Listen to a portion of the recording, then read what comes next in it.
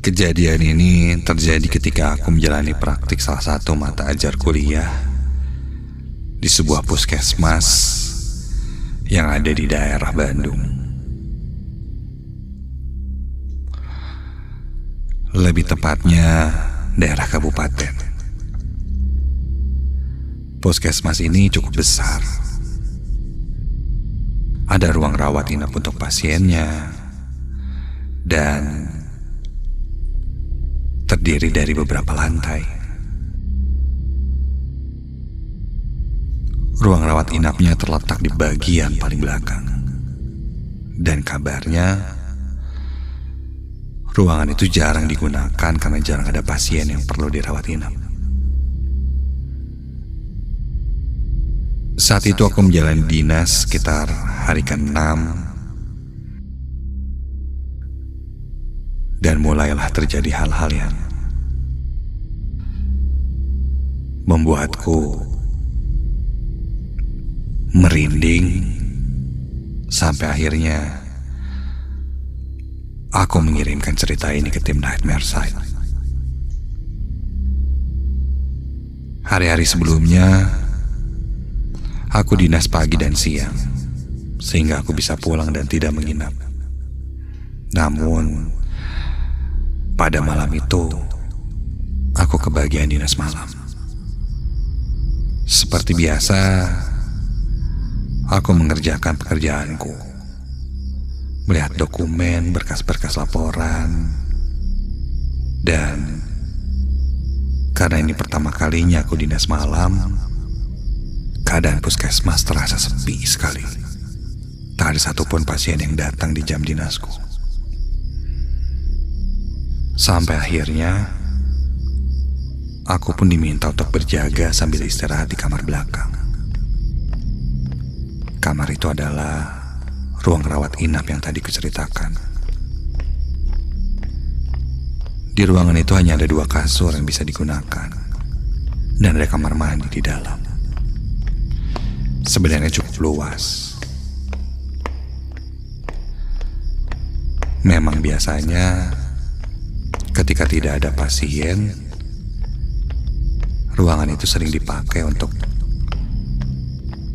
perawat yang sedang istirahat. Aku pun masuk ke ruangan itu. Karena sudah lama tidak dipakai, agak bau apek nih.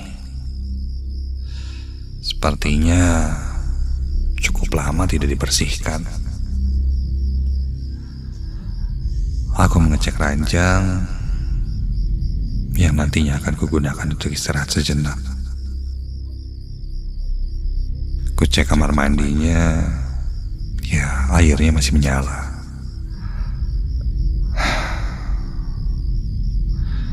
Aku pun istirahat sejenak sebelum nanti bertukar dengan temanku lagi.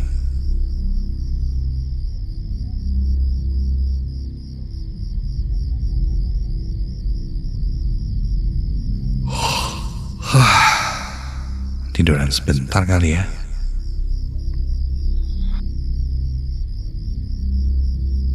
Aku memilih kasur yang paling dekat dengan tembok.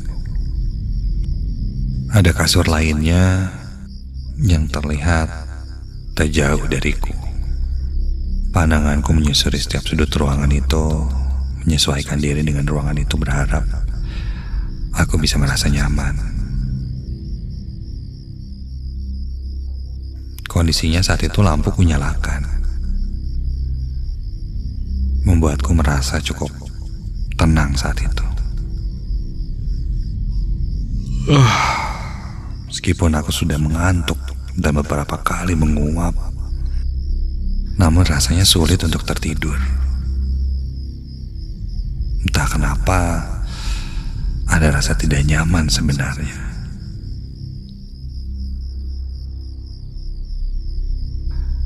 Pintu ruangan ini kubiarkan terbuka dengan alasan jika terjadi apa-apa, temanku bisa langsung membangunkanku.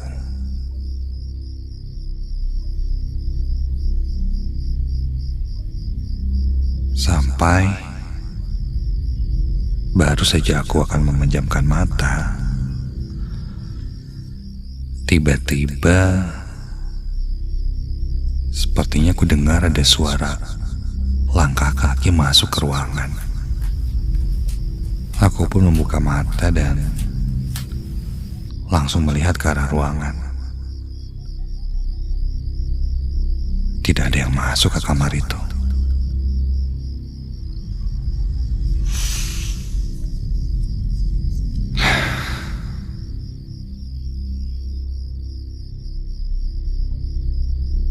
Aku pun kembali merebahkan diriku.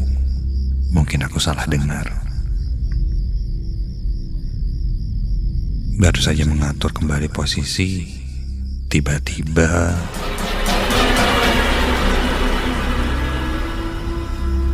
samar terdengar suara rintihan minta tolong.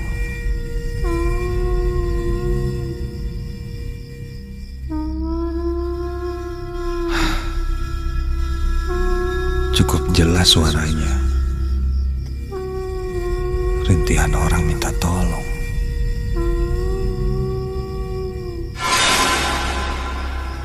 Aku kembali bangkit dari tidurku. Kontan aku menengok keluar ruangan, karena jelas-jelas di ruangan itu tidak ada siapa-siapa. Aku tengok kiri dan kanan lorong dari puskesmas itu.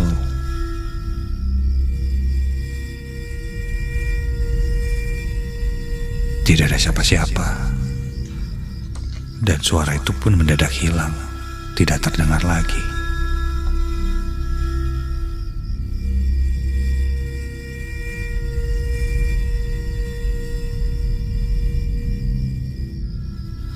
Suara dari mana ya?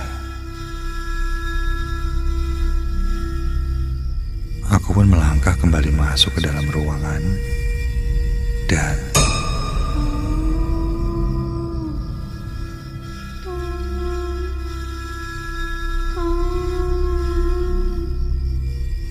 suara minta tolongnya itu terdengar lagi. Kali ini sangat terasa menggema di ruangan itu.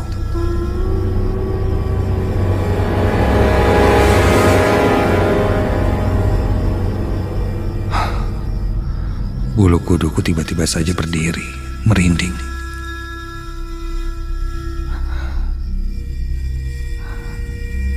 Sampai mataku terkunci ke jendela di ruangan itu. Iya, ada jendela yang tertutup gorden.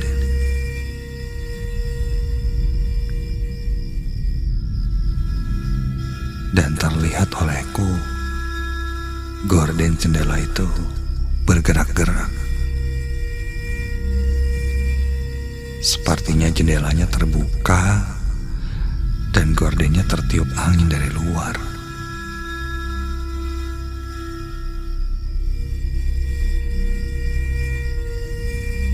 Kutajamkan pendengaranku dan suara rintihan minta tolong itu terasa sangat jelas dari balik jendela itu.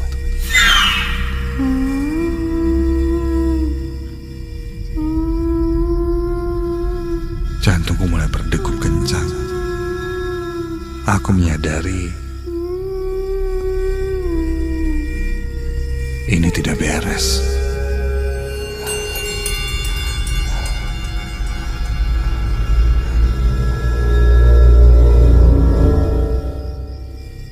Badanku saat itu seakan tidak bisa kugerakkan. Terpaku melihat terus ke arah jendela.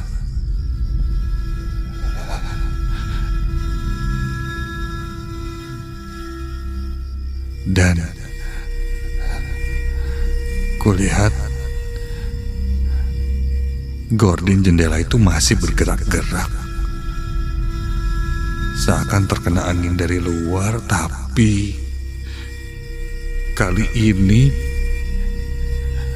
ada yang menjembul keluar dari balik jendela itu. membuat gordennya terdorong dan menutupi sebuah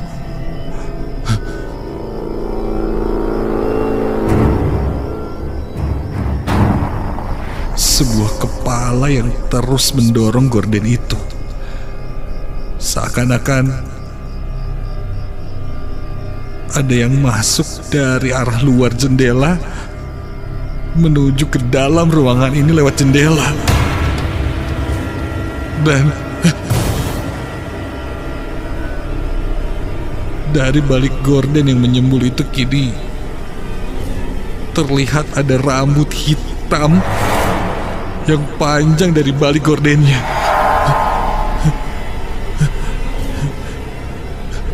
Saat itu dadaku seakan tertekan oleh sesuatu. Sakit sesak.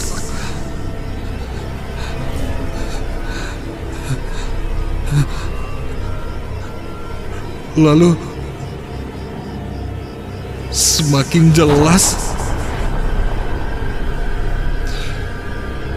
sosok itu seakan merangkak keluar dari jendela. Kini terlihat sebuah tangan panjang yang menyentuh lantai, yang mendorong badannya terus keluar dari arah jendela.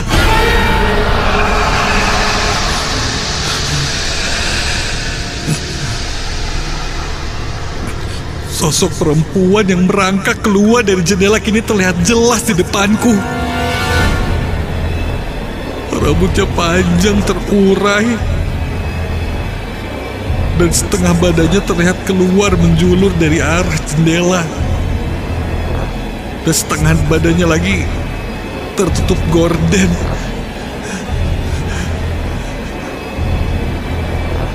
Sosok itu mengeluarkan suara rintihan minta tolong terus-menerus, dan sosok itu terlihat kulitnya membiru, namun tangannya terasa sangat panjang dari tangan manusia pada umumnya. Aku berusaha mengatur nafasku. Ku pejamkan mata berharap ketika ku melihat lagi, sosok itu sudah hilang. Pejamkan mataku, dan ketika ku buka lagi mataku,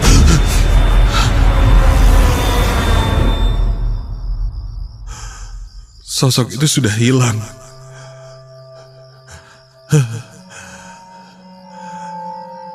Jendela pun hanya bergerak-gerak seperti terkena angin, tapi sosok itu sudah tidak ada. Aku coba atur nafasku dan buru-buru langsung keluar dari ruangan itu tanpa banyak bicara.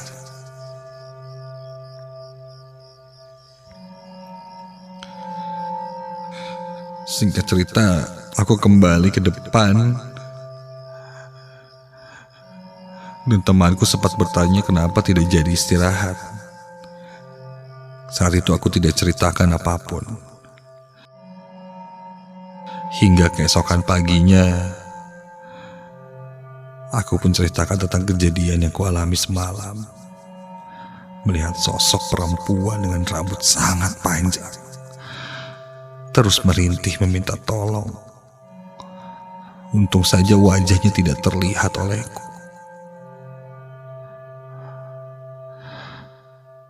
Temanku yang sudah cukup lama bekerja di sana berkata, itu memang penunggu ruangan di sana. Dan aku sudah berkenalan dengan penunggu itu. Mungkin karena tempat itu sudah lama sekali tidak dipakai. Bahkan hampir bisa dibilang tidak ada orang yang ke sana. Ketika aku memakainya, sosok itu pun datang dan ingin tahu siapa yang berkunjung.